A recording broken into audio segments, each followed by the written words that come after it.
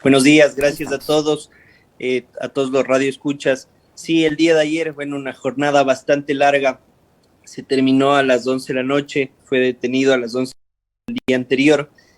Y bueno, tomamos con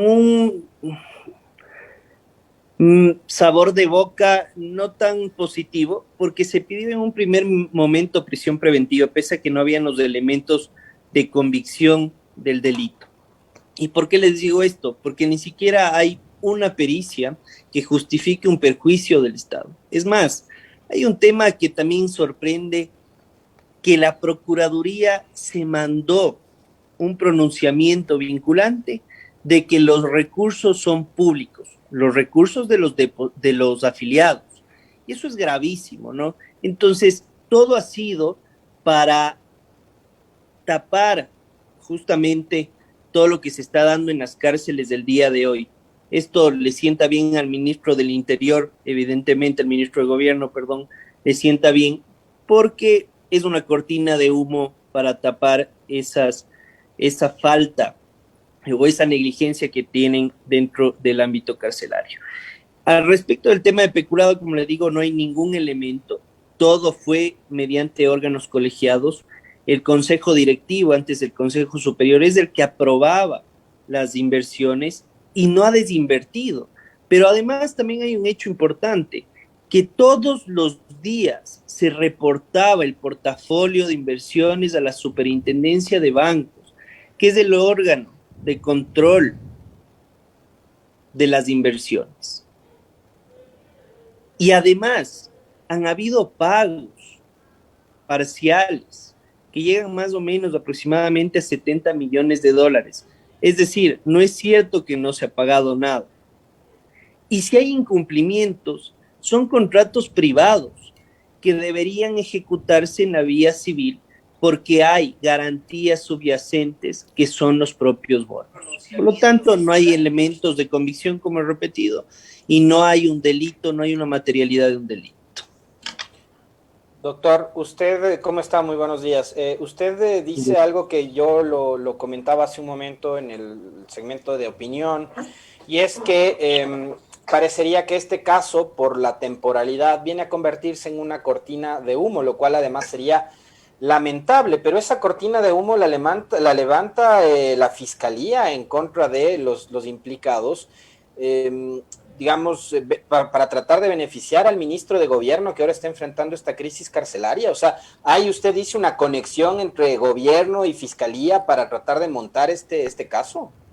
Primero, yo no creo en las coincidencias. Buenos días. Yo no creo en las coincidencias, ¿no? Justo hay una mesa técnica, digamos así, entre comillas, por el tema de las cárceles y horas después se da el tema ISPOL.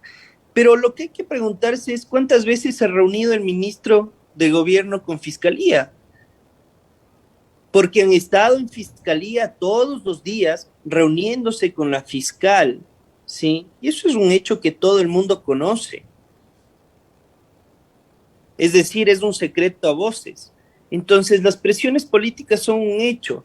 Todo el tema o este entramaje que se ha dado ha sido por cortinas de humo. Recordemos en un primer momento, la doctora Romo utilizó esto como caballo de batalla, ¿no es cierto? Justamente cuando había el tema del juicio político. Hoy en día también es otro caballo de batalla del ministro del Interior. Evidentemente, la señora fiscal ha actuado, digámoslo así, con objetividad hasta el día de ayer. El día de ayer el tema realmente no fue objetivo porque se pidió una detención con fines investigativos y la detención con fines investigativos, la Corte Nacional ha dicho cuáles son las finalidades. La primera finalidad es para solicitar las versiones de las personas y con eso tener elementos de convicción para formular cargos o cuando hay un peligro de fuga. En el caso de mi cliente, sí, ya había rendido versiones y el fiscal llega, sí, a flagrancia y no le toma una versión porque dice que está clara la declaración de mi cliente. Entonces, bueno, ¿para qué pide detención? Y segundo, obviamente tiene todos los arraigos y ha colaborado en todas las investigaciones, como yo decía ayer a la prensa, es más del general, porque hay 6 investigaciones, hay una investigación en Guayaquil, planteada por la Superintendencia de Compañías, en la cual él de su peculio ha pagado un viaje y se ha ido a rendir versión en Guayaquil. Es decir, ha rendido y ha facilitado a Fiscalía todo. Entonces, como digo, no creo en las coincidencias. Realmente para mí es una cortina de humo que se les fue en un estado responsable, ¿no es cierto? O en otro estado, o en otro país, el ministro del gobierno ya estaría afuera. Es más, posiblemente no solo con acciones administrativas de algunas personas, no digo el ministro de gobierno, pero también con acciones penales, porque aquí hay una comisión por omisión, es decir, tenían la calidad de garante en las cárceles y evidentemente tenían que proteger a los internos, y el no proteger en ese momento causa también un tema penal. Doctor Herbas, usted dice que estas inversiones del ISPOL estaban en conocimiento o son decisiones de cuerpos colegiados, es decir, que todo el directorio las conocía porque solo pocas personas están vinculadas a esta investigación y solo pocas personas tienen orden de prisión o algún tipo de medida cautelar. Si la ministra de Gobierno o ex ministra de Gobierno, María Paula Romo, conocía de estas inversiones, o a su vez todos los altos cargos de la policía conocían de estas inversiones, porque ellos no están investigados. Yo creo que hay una relación, y esto le digo porque, le digo con conocimiento de causa, ¿no? Una patente de corso de algunos ex directivos del ISPOL, porque hasta tuvimos nosotros un sumario administrativo en el cual le destituyeron al general, totalmente ilegal. Había un auto de apertura del sumario, el cual yo había impugnado en sede jurisdiccional y por lo tanto ya no tenía competencia en el ámbito administrativo, pero siguieron en el sumario. Pero lo más jocoso es que quien le sanciona participó también en estas decisiones de inversiones. ¿Y qué decían estos ex directivos? Nos han engañado, no conocíamos, o llegamos ese día y firmamos, ¿sí? Lo cual no era cierto. Y como digo, había niveles técnicos. Lastimosamente es un tema tan complejo, el tema de la seguridad social, que no muchas personas entienden. Es difícil entenderlo. Pero aquí ha habido, como digo, una patente de corso y unos se blindaron denunciando con las amistades, evidentemente, en esa época con la doctora Romo. Entonces, es por eso que este momento, ¿no es cierto?, solo se encuentran los de la Comisión de Inversión, cuando quienes decidían las inversiones, en esa época el Consejo Superior, hasta el 2016, y después el Consejo Directivo, los cuales, como dije también el día de ayer, pueden desinvertir esas operaciones hasta la fecha de hoy, pero no han hecho ni han realizado las desinversiones. Y como decía también el día de ayer, le sale mucho más barato al Estado ecuatoriano, ¿sí?, seguir las acciones correspondientes, porque la vía penal no es la acción correspondiente. Y este rato los afiliados del ISPOL, por un tema de show mediático, están perdiendo su dinero, porque pongámonos en el supuesto no consentido de que hay delito. En el peor de los casos, ¿sí?, se van a la cárcel, pero ¿recuperaron ese dinero? No. Lo correcto es ir a la vía civil, porque hay un contrato civil de reporto, demandar a la vía civil, ejecutar las garantías y tener esos bonos. Y ¿a cuánto asciende supuestamente, doctor, el perjuicio al ISPOL? El del que habla, ¿a cuál es el monto que asciende el supuesto perjuicio al ISPOL? Supuestamente asciende más o menos a unos 800 millones de dólares, porque hay varias operaciones, ¿no? Digo, en el ámbito genérico, en todas las denuncias y con todos los actores. En el tema de Ibecorp, de los bonos 2024, es nada más, son como 300 millones de dólares, hay las operaciones SWAFT y hay otras investigaciones que se realizan. Pero como le digo, al respecto de los bonos, ¿no es cierto?, y de las operaciones SWAP, de lo que sé, el señor Jorge Cherres ya les ha planteado una mesa técnica. Mesa técnica, a ver, si es un delito, y esto también tiene que llamar la atención, ellos saben que no es un delito, Si fuera un delito, no es conciliable. No te puedes sentar en una mesa técnica y decir, bueno, veamos cómo arreglamos, porque es un delito, ¿sí?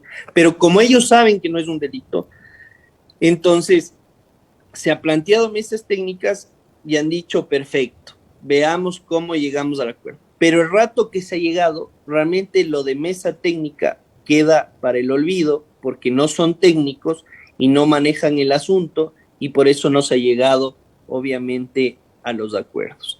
Esperemos, como digo, por el bien de los afiliados, que se llegue al acuerdo o se demande, porque este rato no han iniciado ninguna acción civil, la cual debían realizarla antes. Doctor Herbes, ¿se justifican los allanamientos que han hecho contra ahora los señores que están procesados? Si ya había una orden de prisión, ¿se justifican? Y dice la nota periodística que se encontró en esos allanamientos algún tipo de información que va a servir para la investigación. ¿Qué tipo de información se encontró, por ejemplo, en el caso de su defendido? No se encontró nada, sino eso es un tema que manejan mediáticamente las instituciones, pero al final del día no se encontró nada. Y me hago la pregunta, y hago la pregunta a la ciudadanía, ¿se justifica un allanamiento después de 6 meses de investigación? Porque esto ya estaba en investigación 6 meses, ¿sí? Entonces, además, toda la información que ha sido solicitada era proveída por los indiciados, los investigados en aquella época. Y ahí sí digo, pese a no defender al resto de personas, que todos ellos también habían colaborado. El único que no ha colaborado, ¿sí?, tanto en asamblea, porque también se está investigando, ¿no es cierto?, la participación del ISPOL dentro de la Asamblea Nacional, y dentro de la investigación era el ISPOL, porque muchas de las veces en la Asamblea no ha mandado la documentación, pero en la Fiscalía mandaba la información que le convenía y no ha mandado toda. Es más, yo puedo decirles ahora que es un proceso público. Yo solicité una certificación, si han desinvertido o no han desinvertido, hasta la fecha ha llegado, ¿no? Más bien, quienes han aportado con todo esto, acudiendo a las versiones, entregando documentación, han sido los mismos indiciados. Por lo tanto, el allanamiento no se justificaba después de 6 meses de investigación. ¿Y la orden de prisión, doctor, también usted considera que es excesiva en este caso? ¿Había algún peligro de fuga de las personas que estaban procesadas o no? Hay que entender un tema de las medidas cautelares. Bueno, y acá realmente lo que comencé el día de ayer diciendo al juez, que tengo terror vivir en un país donde la detención con fines investigativos y la prisión preventiva aquí no son de última ratio, sino es de primera fase. Es decir, es una constante acá. Acá teníamos todos los arraigos. Primero, no habían los elementos de que haya un delito, por lo tanto no se debía dar ninguna medida cautelar. Pero bueno, en este país se da de cajón siempre la prohibición de salir del país o la presentación periódica. Sabíamos que alguna medida cautelar se iba a dar. Pero más allá de eso, ya a respecto de la prisión domiciliaria, no se justifica. ¿Por qué? Porque en general tiene un bien acá y obviamente también una herencia universal por la muerte de su hija, y perdón que les haga esta infidencia, pido perdón a la familia, pero se tiene que saber. Además de aquello, también tiene un grave problema de salud, tiene cáncer, que por eso se dio la prisión domiciliaria, pero tiene que estar en constante revisión. Además de eso, sí, tiene arraigos familiares, tiene hijos, tiene un hijo menor de edad, paga las pensiones alimenticias, tiene arraigo social porque forma parte de un club de la policía. Y esos arraigos son un tema vital dentro de las medidas cautelares. La Corte Interamericana de Derechos Humanos se ha pronunciado al respecto. Entonces no había ningún peligro de fuga, más aún cuando se ha colaborado. Y es por eso que obviamente le detienen en su domicilio, en su casa. Como he dicho, realmente aplaudo y es plausible la valentía del general, porque desde el primer momento, pese a que era un tema político y sabía que podía pasar esto cualquier momento, obviamente hubiéramos pensado que iba a pasar desde un principio y lo lógico hubiera sido que pase desde un principio. Él se ha quedado en el país y ha colaborado. y ha dicho, si efectivamente cree la justicia que yo soy responsable, pagaré, pero no debo nada y por eso no temo nada. Entonces, no se justificó, evidentemente, el tema del arresto domiciliario. Se pidió en un primer momento prisión preventiva, lo cual también a mí me parece una irresponsabilidad por el contexto que se está viviendo en las cárceles. Justamente las solicitudes de prisión preventiva ahondan en el problema carcelario que tenemos, sin justificación evidentemente, y todas las reformas al Código Orgánico Integral Penal de incrementar las penas, pero bueno, eso es harina de otro costal. Sin embargo, como digo, no debía pedirse ni la prisión preventiva en un primer momento, y el arresto domiciliario para mí es excesivo, pese a que sea una victoria, porque no está preso este momento y es el único que no está preso. Doctor Herbes, en el transcurso de esta investigación, el general David Proaño ha sido fruto de alguna presión por parte, en este caso, del exministra Romo o de los altos oficiales de la Policía Nacional. ¿Ha recibido algún tipo de presión? ¿Le han pedido que no diga algo que él conoce, algún tipo de información que pueda servir para esta investigación? Sí, y le voy a hacer llegar documentadamente, ¿sí? La solicitud no solicitud, la disposición, porque usted sabe que tienen orden jerárquicos en la policía y de acuerdo al COESCOP, además tienen que seguir todas las órdenes jerárquicas. Se le había dispuesto, ¿sí? Mientras estábamos en el sumario, mientras estaba en investigación, que no dé ninguna declaración, pero mientras tanto, la ministra del Interior, en esa época el director general del ISPOL, el comandante general de la policía, han salido a medios a mancillar el nombre del general.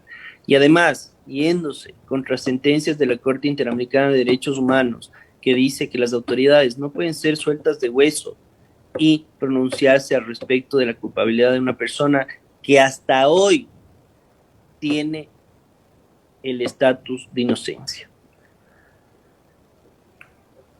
¿Quién le pidió exactamente que no aporte con información? Tendría que, la memoria me falla este momento en el nombre, si no estoy mal, se pidió, me parece que desde la Comandancia General, pero ese dato podría hacerle llegar para que ustedes tengan. ¿Y qué objetivo tendría que él no diga nada, que no aporte con ninguna información? ¿Cuál era el objetivo, cree usted, detrás de esa disposición? Usted como técnica en el ámbito comunicacional sabe que cuando uno dice algo y no hay una contrarréplica, ¿no es cierto? Hay una verdad unidireccional, y esa verdad, o sea, esas mentiras repetidas 1000 veces, parecería que se hacen verdad en este país. ¿Hay otros responsables, además de los implicados, doctor, que no estarían siendo parte de este proceso? Por decirle, ¿no? O sea, tengo entendido que en su momento la señora Romo era parte también del directorio y era quien lo presidía. Entonces, ¿hay otros implicados que no están siendo parte del proceso de investigación? Así es. Bueno, primero no quisiera hablar de responsables porque creo que aquí no hay un delito, pero más allá de eso, por precisiones técnicas, sí, efectivamente, la última inversión se dio con el general Villarroel cuando se encontraba la doctora Romo de ministra de gobierno y había su delegado. Entonces, no es que no sabían, y por eso es muy difícil tapar el sol con un dedo y decir que efectivamente, ¿no es cierto?, solo es culpa del general Proaño, y que el general Proaño maquiavélicamente con la gente de la comisión maquinaron esto, cuando, como decía, había un órgano, hay cuerpos colegiados, y el órgano máximo es el consejo directivo, y para colmo, también se ponía en consideración de la superintendencia de bancos todo el portafolio de seguros. Pero sí, evidentemente, como he dicho, hay ciertas personas con patente de corso, porque en tal caso, si fuéramos objetivos, pese a que no hay delito, yo creo que ninguna de las personas debería estar presa. Los que sí son quienes del ISPOL aceptan la renegociación de la deuda, porque eso sí afecta al portafolio del Instituto de Seguridad Social de la Policía Nacional. Ahí sí hay un perjuicio. Pero como decía, ¿no es cierto? Si fuéramos objetivos, deberían estar todas las personas que formaron en aquella época el Consejo Superior y el Consejo Directivo. Y solo para ponerles también un tema de antecedente, las operaciones de reporto no es que se dan solo desde el 2014, se dan desde mucho antes, se dan desde el 2000 más o menos aproximadamente las relaciones con el señor Cherres, ¿sí? Sino, para que vean, ayer le escuchaba al director general y decía, las deudas están vencidas y por eso se pone un periodo de tiempo de estos reportos. Oiga, usted mismo habla de deuda, usted mismo habla de vencidas. Ustedes cuando le deben al banco, ¿qué hace el banco? Iniciaciones civiles, porque aquí nadie se puede ir preso por deudas, ¿sí? Y además hay algo importante también que quiero destacar. El reglamento de inversiones establece que el rédito para las inversiones tiene que ser el 4%. En el caso de los reportos, el rédito actuarial era del 7%, es decir, por encima de la ley. Entonces, si se cobra, ¿no es cierto? O si se hace la mesa técnica